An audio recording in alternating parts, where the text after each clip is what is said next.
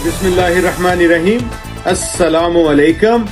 Pakistani American news channel के साथ New York से कैसर मुस्तफा भुट्टा। प्रोग्राम कैसर मुस्तफा के साथ सच जानिए।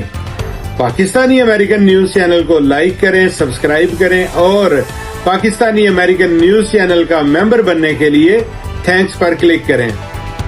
ईरान और इसराइल के दरमियान बरसों पुरानी खूनी दुश्मनी की वजह क्या है? मशरिक़ वुस्ता में कशीदगी बढ़ रही है। ईरान ने हफ्ते की शब इसराइल के खिलाफ ड्रोन्स और मिसाइलों से हमला किया। इसराइली वजीर आजम बेंजामिन नेतन्याहू ने जंगी अमूर से मुतल्लक अपनी कबीना को तलब किया और बताया कि मुल्क के दिफाई निजाम को हमले से निमटने के लिए तैनात किया गया है। ख्याल रहे कि 1 अप्रैल को दमिश्क में ईरानी कौंसल खाने पर हमले में इसके 2 सीनियर फौजी कमांडरों की हलाकत के बाद ईरान ने जवाबी कार्रवाई की बात कही थी और ईरान ने कौंसल खाने पर हमले का इल्जाम इसराइल पर लगाया था। ये ईरान और इसराइल के दरमियान पुराने कज़िये का ताजा तरीन मामला है। इसराइल और ईरान के दरमियान बरसों से खूनी दुश्मनी जारी है और जुग्राफियाई सियासी अवामल के नतीजे में उनकी शिद्दत में उतार चढ़ाव आता रहता है। इनके कज़िये मशरिक़ वुस्ता में अदम इस्तेहकाम की अहम वजूहात में से एक हैं। तेहरान इसराइल को शैतान कोचिक यानी छोटा शैतान कहता है। दूसरी जानब इसराइल का इल्जाम है कि ईरान दहशतगर्द ग्रुपों की माली मुआवनत करता है और इसके मफादात के खिलाफ हमले करता है।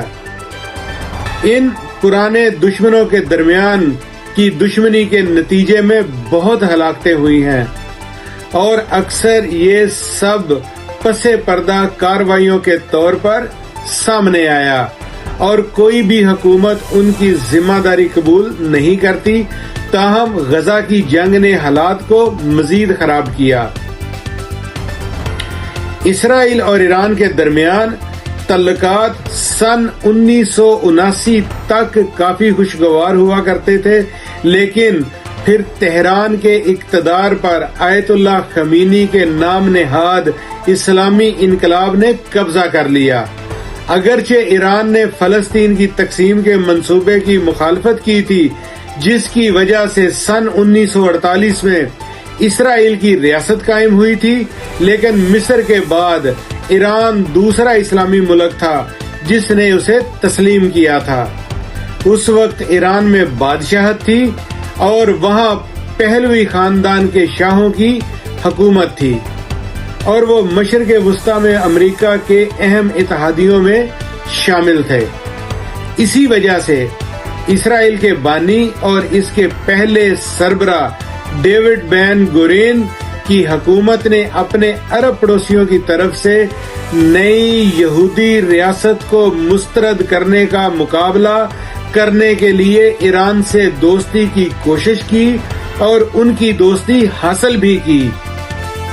लेकिन सन 1979 में आयतुल्लाह रूहुल्लाह खमीनी के इनकलाब ने शाह का तख्ता उल्टकर एक इस्लामी जमहूरिया कायम की और उसने खुद को मजलूमों के मुहाफ़िज़ के तौर पर पेश किया। नई हुकूमत की शनाख्त की एक अहम अलामत में अमेरिका की मुखालफत और उसके इत्तेहादियों इसराइल की साम्राज्यत को मुस्तरद करना शामिल था।